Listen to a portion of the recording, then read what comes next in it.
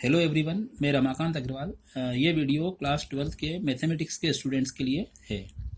आप सबको मालूम है कि अभी हमारा मैट्रिक्स का चैप्टर चल रहा है। हमने मैट्रिक्स में काफ़ी कुछ क्वेश्चन सॉल्व किए हुए हैं।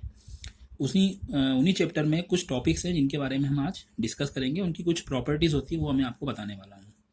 फर्स्ट टॉपिक आपको दिख रहा होगा ट्रांसपोज, हिंदी में इसका नाम है परिवर्त। इसकी पहली प्रॉपर्टी लिखी हुई है ए डैश का dash equal to A. Dash का मतलब ट्रांसपोज होता है, यानी अगर किसी मैट्रिक्स का ट्रांसपोज लेते हैं और उसका फिर ट्रांसपोज लेते हैं तो वो उसी के इक्वल होता है। नंबर 2, ए प्लस बी का whole dash A dash plus B dash होता है। नंबर 3, के ए का होल डैश इक्वल टू के ए डैश होता है। अब यहाँ क्वेश्चन ये उठता है कि ये के क्या है, तो आपको पता होना चाहिए के इज ए नंबर। के कोई भी एक संख्या है, जैसे 2, 3, 4 कुछ भी हो सकता है। और नंबर 4 पे लिखा है ए बी का whole dash equal to B dash A dash. ये प्रॉपर्टी सबसे ज़्यादा इंपॉर्टेंट है। ये इसलिए इंपॉर्टेंट है क्योंकि इसमें आप देखो कि जब मैंने यहाँ ए बी लिखा है तो ए पहले और बी बाद में, लेकिन यहाँ आप देख सकते हो कि मैंने बी पहले लिखा है, मतलब ऑर्डर चेंज हो गया। तो ऑर्डर चेंज हो गया, इसलिए इसका नाम रिवर्सल लॉ भी होता है।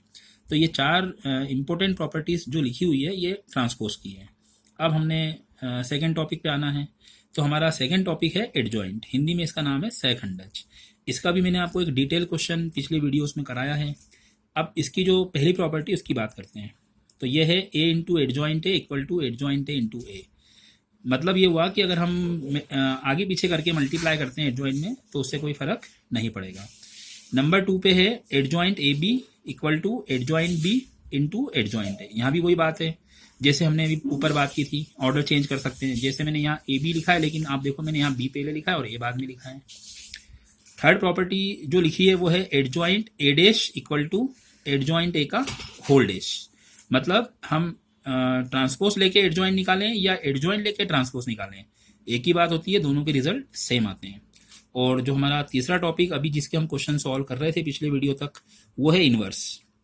इनवर्स में और हिंदी में इसका नाम है प्रतिलोम। इसकी पहली प्रॉपर्टी जो मैंने लिखी है वो आपको दिख रही होगी, ए बी का whole inverse equal to B inverse A inverse.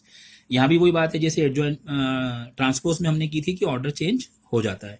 इसी प्रॉपर्टीज को अगर हम 3 मैट्रिक्स पे जनरलाइज करें तो ये सी तक जाता है, उसमें भी आप देखो ऑर्डर चेंज हो गया है।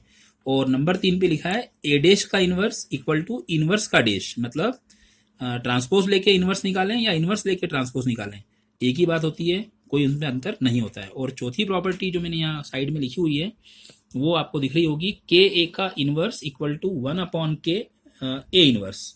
फिर से वही बात है कि के यहाँ पे एक नंबर है, तो अगर ऐसी सिचुएशन आती है हमारे सामने तो उसको हम इस तरह से हैंडल करेंगे। अब क्वेश्चन वही है कि के क्या है, तो फिर से के एक नंबर है जो कि 0 नहीं होना चाहिए, क्योंकि अगर के 0 हो जाएगा तो हम 0 का डिवाइड तो कर नहीं पाएंगे। तो इस तरह से ये 4 प्रॉपर्टी इनवर्स की यहाँ पे कंप्लीट होती है।